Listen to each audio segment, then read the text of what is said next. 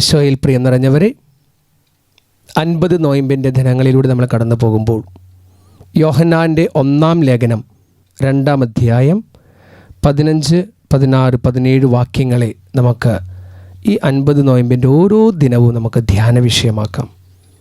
ലോകത്തെയോ ലോകത്തിലുള്ള വസ്തുക്കളെയോ നിങ്ങൾ സ്നേഹിക്കരുത്. ആരെങ്കിലും ലോകത്തെ സ്നേഹിച്ചാൽ പിതാവിൻ്റെ സ്നേഹം അവനിൽ ഉണ്ടായിരിക്കുകയില്ല.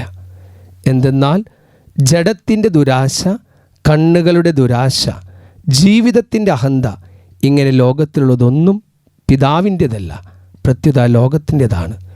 ലോകവും അതിൻ്റെ മോഹങ്ങളും കടന്നു പോകുന്നു. ദൈവഹിതം പ്രവർത്തിക്കുന്നവനാകട്ടെ എന്നേക്കും നിലനിൽക്കുന്നു. പ്രിയ നിറഞ്ഞവരെ, ഈ 50 നോയമ്പിൽ നമ്മൾ ലോകത്തിൻ്റേതായ ആഡംബരങ്ങളും ആഗ്രഹങ്ങളും അഭിലാഷങ്ങളൊക്കെ നമ്മളൊന്ന് മാറ്റിവെക്കുകയാണ്. ദൈവഹിതം പ്രവർത്തിക്കുവാനായിട്ട് തീരുമാനിച്ചുറച്ചുകൊണ്ട് ഇതാ നോയമ്പിലൂടെ നമ്മൾ കടന്നു പോകുമ്പോൾ ലോകത്തിൻ്റെ ആസക്തികൾ, സ്വാഭാവികമായി മനുഷ്യ സഹജമായിട്ടുള്ള ആസക്തികൾ, അത് ഒരു പ്ലഷർ ഫിലോസഫിയാണ്. എല്ലാത്തിലും എനിക്ക് സന്തോഷം കിട്ടണം, സുഖം കിട്ടണമെന്ന മനുഷ്യൻ്റെ ചിന്താശൈലി അവനെ ഈ ലോകത്തിലെ വസ്തുക്കളിലേക്കും ആഡംബരങ്ങളിലേക്കും ഒക്കെ വലിച്ചടിപ്പിക്കുമ്പോൾ ഈ 50 നോയമ്പ് ശാന്തമായി നമ്മുടെ ജീവിതത്തിൽ ഏതെല്ലാം ലോകത്തിൻ്റെ ആസക്തികളാണ് എൻ്റെ ജീവിതത്തെ ഭരിക്കുന്നത് എന്ന് നമ്മൾ ശാന്തമായി ദൈവസന്നിധിയിൽ, ദിവ്യകാരുണ്യയുടെ സന്നിധിയിലിരുന്ന് ധ്യാനിച്ച് കണ്ടെത്തി ആ ലോകത്തിൻ്റെ ആസക്തികൾ അതിജീവിച്ച് ദൈവഹിതം പ്രവർത്തിക്കുന്ന ദൈവമകനും മകളുമായി തീരുവാൻ ഈശോ നമ്മെ ഓരോരുത്തരും വിളിക്കുന്നു. പ്രിയം നിറഞ്ഞവരെ, ലോകത്തിൻ്റെ ആസക്തികളായി യോഹന്നാൻ ശ്ലീഹ നമുക്ക് 3 ആസക്തികളെ പറഞ്ഞു തരുന്നുണ്ട്. 1 കണ്ണുകളുടെ ദുരാശ, 2 ജഡത്തിൻ്റെ ദുരാശ, 3 ജീവിതത്തിൻ്റെ അഹന്ത. ഈ 3 ആസക്തികളിൽ നിന്നാണ് നമ്മളൊക്കെ ചെറുപ്പകാലങ്ങളിൽ പഠിച്ചിട്ടുള്ള 7 മൂലപാപങ്ങളുടെ ഉദയം. ഈ 3 ആസക്തികളിൽ നിന്ന് കണ്ണിൻ്റെ ദുരാശ, ആ ദുരാശ നമ്മളെ കണ്ണിൽ കണ്ടതൊക്കെ സ്വന്തമാക്കാനുള്ള മനുഷ്യൻ്റെ ആസക്തി, ദ്രവ്യാഗ്രഹം, സമ്പത്തിനോടുള്ള അമിതമായ ആസക്തി മനുഷ്യനെ ഒരുപാട് തെറ്റുകളിലേക്ക്, അധപതനത്തിലേക്ക്, എല്ലാവിധ ലോകവ്യാമോഹങ്ങളിലേക്ക് മനുഷ്യനെ അധപതിപ്പിക്കുന്നു എന്ന് വ്യക്തമായി 1 തിമോഥെയോസ് 6, 9, 10 വാക്യങ്ങളിലൂടെ നമ്മൾ വായിക്കുന്നു. പൗലോസ് ശ്ലീഹ നമ്മെ ഓർമ്മിപ്പിക്കുന്നു. നമുക്ക് ശക്തമായി ലോകത്തിൻ്റെ വ്യാമോഹങ്ങളിൽ നിന്ന് നമ്മുടെ ജീവിതത്തെ നമുക്ക് അകറ്റാൻ പ്രിയം നിറഞ്ഞവരെ. ജഡത്തിൻ്റെ ദുരാശയിൽ കൃത്യമായി 3 മൂലപാപങ്ങൾ കടന്നു വരുന്നു. ജഡത്തിൻ്റെ ദുരാശയിൽ 1 അലസത, 2 കൊതി, 3 നമ്മുടെ ജീവിതത്തിൽ കടന്നു വരുന്ന മടി. ഈ അലസതയും അതുപോലെ തന്നെ കൊതിയും ഭക്ഷണാസക്തിയും ഒക്കെ തന്നെ നമ്മുടെ ജീവിതത്തിൽ പലതരത്തിലുള്ള ഈ ജഡത്തിൻ്റെ ജഡികാസക്തിയിലേക്ക് 3 മൂലപാപങ്ങൾ. മോഹം, ജഡത്തിൻ്റെ ആസക്തി, അത് മോഹമായിട്ട് മാറുന്നു. 2 പാപത്തിൻ്റെ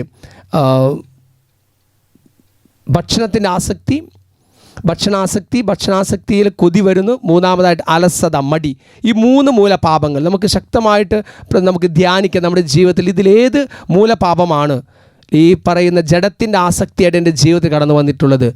അതായത് ഒരു സെക്ഷുവലായിട്ടുള്ള ഇൻസ്റ്റിങ്ക്റ്റാണോ എൻ്റെ ജീവിതത്തെ പലപ്പോഴും ലീഷർ ടൈമിൽ ഭരിക്കുന്നത്? അലസമായി സമയം പാഴാക്കി കളയുന്ന വ്യക്തിയാണോ ഞാൻ? എൻ്റെ വിലപ്പെട്ട ദൈവം നൽകിയ വിലപ്പെട്ട സമയം പാഴാക്കുന്നുണ്ടോ?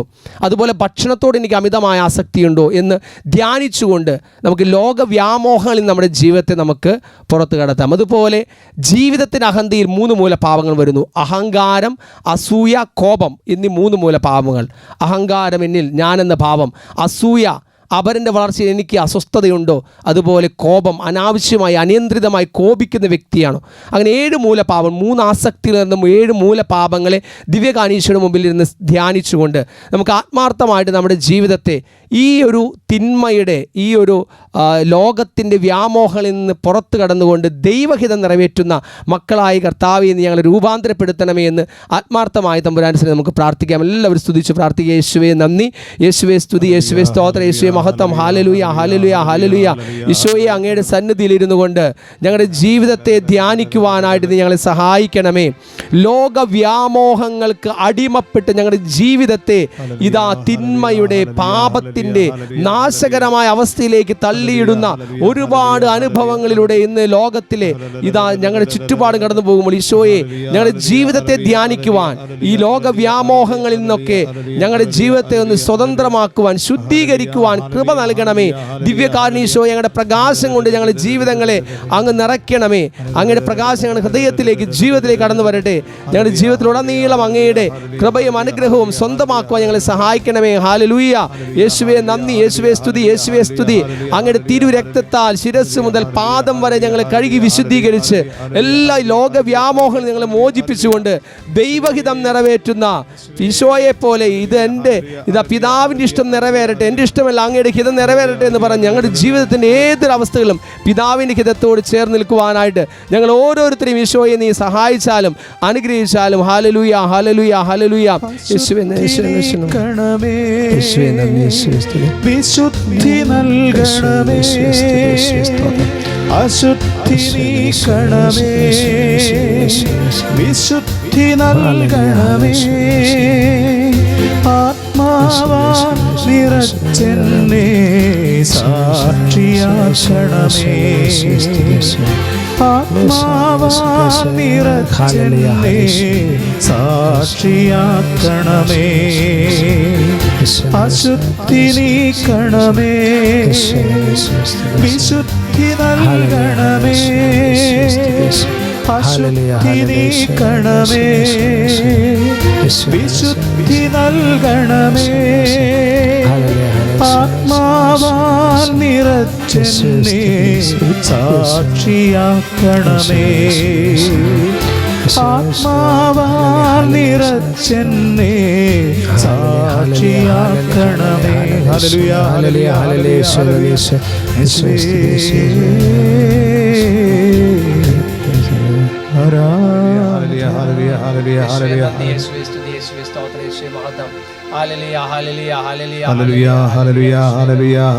ഹല്ലേലൂയ.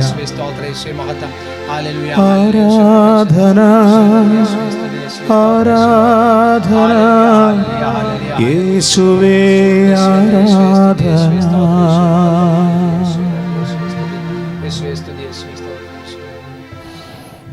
പരിശുദ്ധ പരമദിവ്യ കാരുണ്യത്തിന് നേരവും ആരാധനയും സ്തുതിയും പുകഴ്ച ഉണ്ടായിരിക്കട്ടെ. പരിശുദ്ധ പരമദിവ്യ കാരുണ്യത്തിന് നേരവും ആരാധനയും സ്തുതിയും പുകഴ്ച ഉണ്ടായിരിക്കട്ടെ. പരിശുദ്ധ പരമദിവ്യ കാരുണ്യത്തിന് നേരവും ആരാധനയും സ്തുതിയും പുകഴ്ച ഉണ്ടായിരിക്കട്ടെ.